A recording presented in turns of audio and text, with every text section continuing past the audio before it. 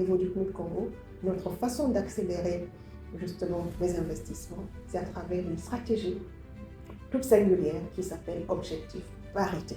Objectif Parité, c'est ni plus ni moins que de dire il faut que ça soit à parité égale. Donc le 50-50.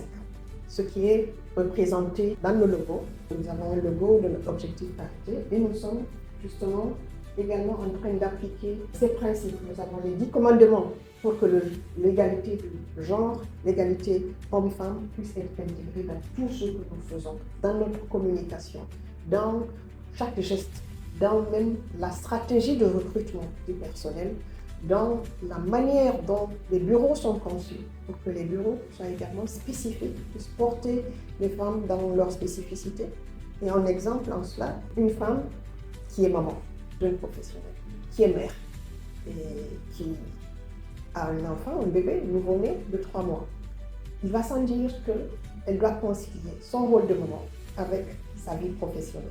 Et donc, au niveau des programmes des Nations Unies, aux Nations Unies en particulier, nous sommes convaincus qu'il faille créer un cadre qui permette à cette maman d'être épanouie dans son rôle de mère tout en travaillant.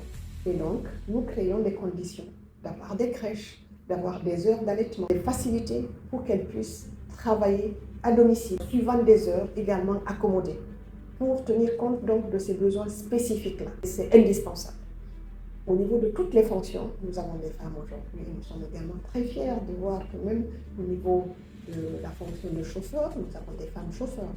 Et pour avoir des femmes chauffeurs, ça veut également dire qu'il faut réaménager l'environnement du travail, avoir des vestiaires spécifiques qui sont adaptés pour les femmes. Il faut avoir des sanitaires également séparés. Tout ça, c'est des petits gestes, mais c'est des petits gestes qui comptent pour créer un environnement de travail favorable où les femmes se sentent épanouies, où elles se sentent en position de pouvoir donner le meilleur d'elles-mêmes sans avoir d'entrave.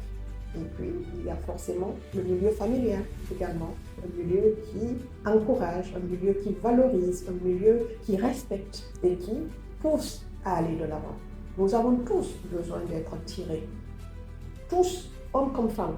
Et donc, quand les femmes émergent, quand les femmes apportent leur valeur ajoutée dans l'économie, il faut pouvoir le reconnaître et il faut qu'elles soient dans un environnement qui le reconnaisse.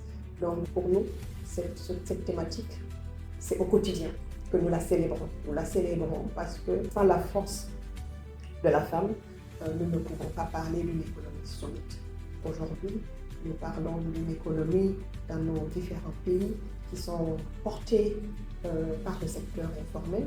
Quand nous regardons la composition du secteur informel, c'est à 80% des unités de femmes, unités portées par les femmes.